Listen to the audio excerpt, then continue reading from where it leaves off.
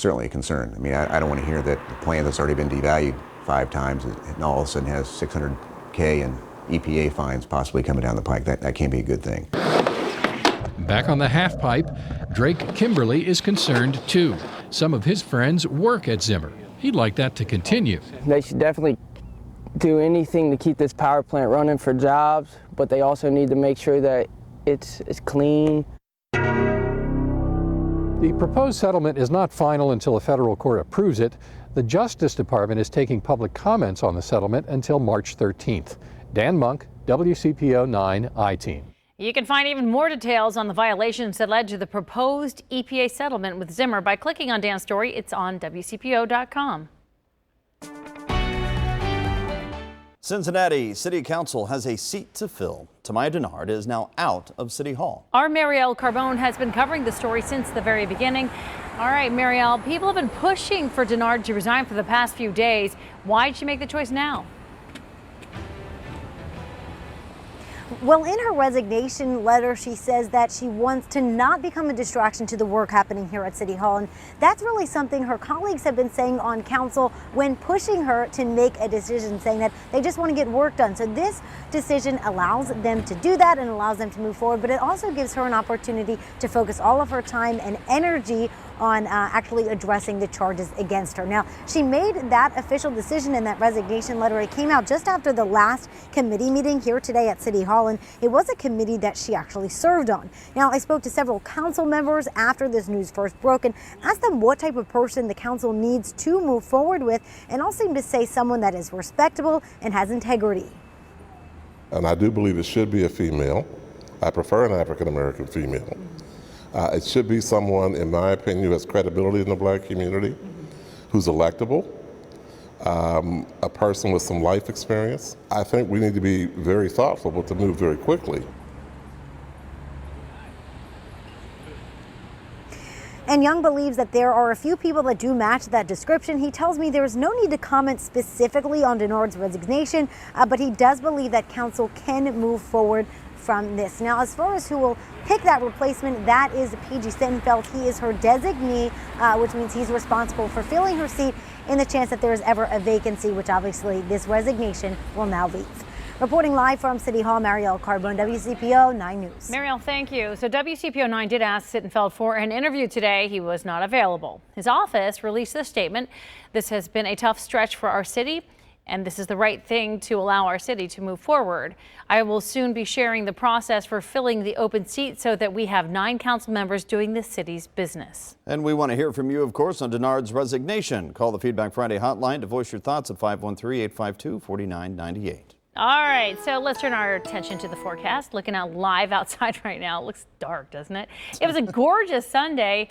Now a dreary Monday, but it's not cold, Steve. Yeah, that's the upside, right? At least temperatures are in the 50s. And if you're wondering if we're going to see some more rain tonight, it's possible, but it's more of a chance. You'll likely have that misty drizzle because the clouds are on the low side and kind of doing that kind of number. So take a look at where we stand right now. As we look down Fort Washington Way, the temperature is at 53 degrees. The winds are on the light side. That's going to continue for tonight. Basically, the temperature's holding steady.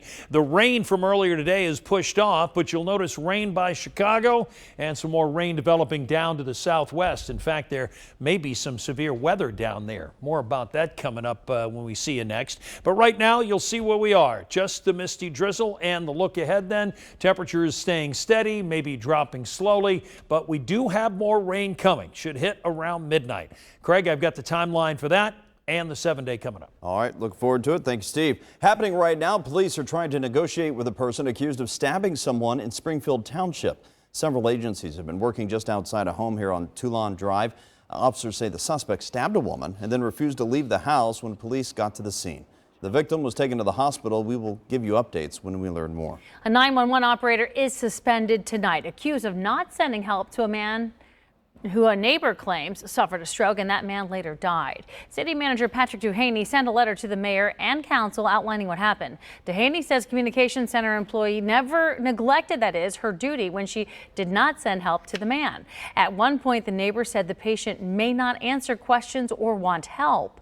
Then the operator said, quote, "There's nothing the fire department or police officers can do. They can't force themselves on him." Investigators say the operator had a good location and information about the stroke within 45 seconds and should have sent help. So who gets cited most often for pot possession in Cincinnati? After the break, we break down the new numbers and hear why some council members are concerned. Cincinnati police want more time to explain why African Americans received almost 90% of marijuana citations written since November. City Council's Law and Public Safety Committee called the disparity alarming. But before jumping to conclusions, some council members want to know more about the circumstance of each citation. They plan on giving CPD 3 more months to analyze and explain. Numbers are a little sporadic right now. We are aware of what they show, but we are early in this process, and I think it's a little early for us to make any definitive conclusions. I'm not going to come to the conclusion yet that it's a bias problem. I do believe that the enforcement of marijuana prior to the decriminalization of it, that there was a bias issue across the United States of America. I'm going to hold my judgment until I get more information. Cincinnati decriminalized marijuana last summer. Officers say they only gave warnings unless those cited had a gun or more than 200 grams of pot. A group of citizens does not want to change the name of MCMICKEN Avenue. Today, the neighborhood committee filed a motion that does not support the proposed name change after getting feedback from the public. The idea came after UC decided to remove McMicken's name from the College of Arts and Sciences since he owned slaves. Some business owners were concerned how the name change would impact things like mail delivery and navigation tools. A mother's love never wavers. How a group of tri-state women are showing support for their children on the front lines. That and your full forecast after the break.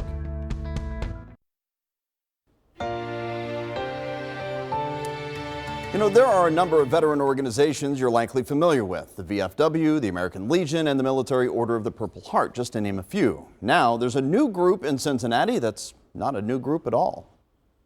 You don't always know if you're going to hear from your children or if something has happened to them. GLADYS Palmore's son, Trent, was off at training when the Gulf War kicked in. We heard nothing from him for at least 2 months. By the time she tracked him down, he was already overseas. I had nobody to turn to. Gloria Jordan understands what GLADYS went through. I don't think I was wise enough to be nervous. Her son, Benny Mason Jr., is a staff sergeant in the Army. When he re-enlisted, I realized he was serious about it, and this is the least that I can do to show my support for my son. That support came in the form of the first Cincinnati chapter of the Blue Star Mothers of America in July of 2019. How many people did you have at that initial? 6. 6.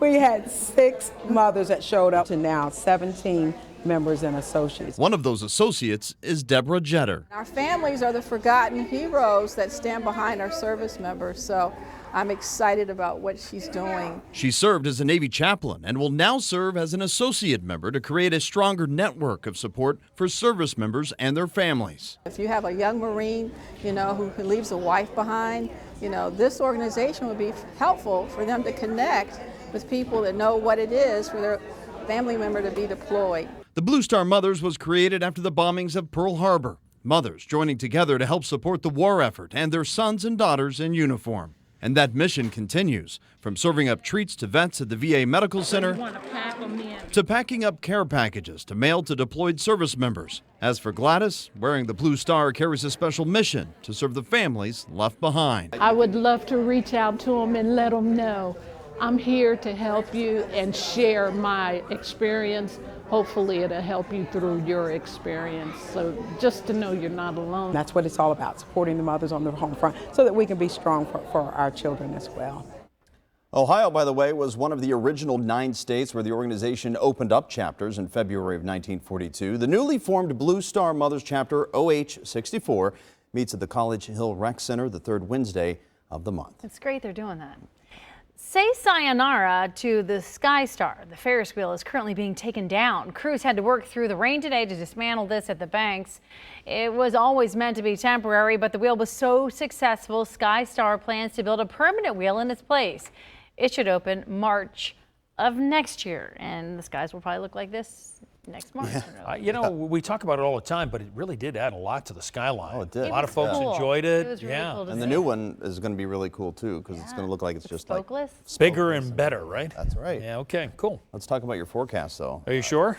To me, it looks like Old Man Winter is gone. Yeah, you know, that's true. I give you that Feels because it's that going to be way. really mild this next 7 days. And we are hitting into March, so we may catch a downward turn. But generally, temperatures start kind of getting better, especially as we start moving into spring or daylight saving time, perhaps, because that's this Sunday. Don't forget, you're going to turn your clocks forward this Sunday night at 2 o'clock.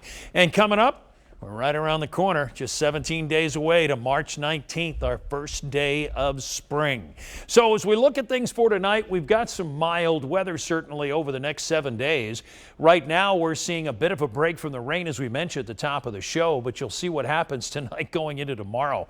We're going to see another rainmaker just kind of slide right through the area, and as it does, it's going to bring some rain to us and trigger it around midnight, overnight, and most of it will be gone by the time you get up, but I still think there'll be some showers and rain around, especially if you're an early riser. So take the umbrella with you, because at least in that time period through about 9 or 10 o'clock, we still could see some scattered showers, as I'll show you. But in the afternoon, the overview shows we're going to get some sunshine, and we're going to continue with mild weather for the week ahead. Now, you'll notice here a lot of clouds, a lot of precipitation to the north. We end up getting just a few clouds. That's all I really see as we head through the next few days. At the end of the week, that's a little different. We're going to start to see a cold front roll in here about Friday. So then right through after tomorrow, about noon, 2 o'clock, we're going to stay dry through Friday. So little 9 first warning. Good time to get your car washed or get the bucket and the sponge out, because it looks like the next chance for some rain coming up on Friday, and that'll bring us some cooler weather. So as we look at the pinpointing of the forecast, here's tonight, and we have a chance for some showers until midnight. Then we start to see some heavy rain. Everybody has a shot at the heavy rain. I think a lot of the focus, though, will be across northern Kentucky as this low really drops a lot of rain. And get this, some isolated thunderstorms in the forecast as well. As we head through and into tomorrow morning, you might catch a few pops of lightning or a little bit of thunder. So you'll see here's 9 o'clock in the morning. We're still cloudy. And then as we head to noon, 1 o'clock, we start clearing out. There's a little secondary system in the afternoon. So I just want to give you a little heads up. It's not going to be sunny all day. This will cut through the area, bring us a few clouds, and you'll notice Future View even shows a quick shower, and you folks north of the city have a chance of that as we head through the afternoon. I mentioned the chance for thunderstorms, and this is it. This is the time, right? We break into March, and this is a likelihood of seeing the potential for severe weather. And today, back in 2012, the worst time we've ever seen it. I put this out on my Twitter feed. There it is. If you want to follow it and take a closer look at some of the pictures, I know so many people remember this. 12 tornadoes in that Friday afternoon on March 2nd, 2012. And we lost 10 people within that 24-hour period. A real dark day in our severe weather history, and you never know when that's going to strike again. Think about your plan and what you're going to do for this severe weather season. You'll notice right now the Storm Prediction Center has some severe chances down to about Paducah. For us, you'll see we're in that green shade where the chance for thunderstorms may lie. We mentioned that. Here's the story. It's 53 degrees outside right now, and it's fairly dry, but the rain coming in tonight and temperatures in the 40s. Tomorrow we're mild again. I've got us in the upper 50s in the afternoon. So it's 48 in Cincinnati and a few showers, and then 58. The showers early and partly cloudy. My 7-day forecast then, 57, 57. Then that cold front comes in, windy and a chance for rain, but then coming back into the weekend, mostly sunny skies, guys. All right. Thank you, Steve. New Reds pitcher Wade Miley struggled a little bit in his spring training debut on Sunday. In fact, he gave up 3 runs, but said he was just excited, to get back out on the mound again and get one under his belt. And WCPO 9 sports anchor Reggie Wilson tells us more about the pitcher the Reds are hoping is a bona fide starter and changes their rotation.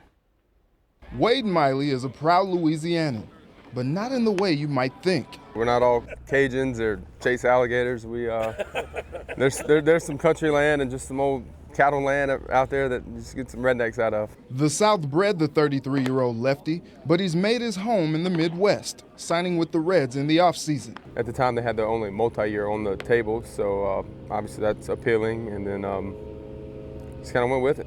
Just felt right. Miley formed a relationship with Reds pitching coach Derek Johnson while both were with the Brewers in 2018, and says Johnson is a big reason he came to Cincinnati. He just has these little cues. He'll tell you, like, little small things that it'll pull you out of a hole quicker than you're trying to dig yourself out. And just the way he says things, his attitude, he always has a positive attitude, and it makes you feel good about yourself. Wade Miley goes to the mound for the Astros. Miley lost the good feels on the mound last season with the Astros. Swing and a miss. He went 14-6 overall, but struggled down the stretch, going 1-2 with a 16.68 ERA in September, only making one relief appearance in the playoffs.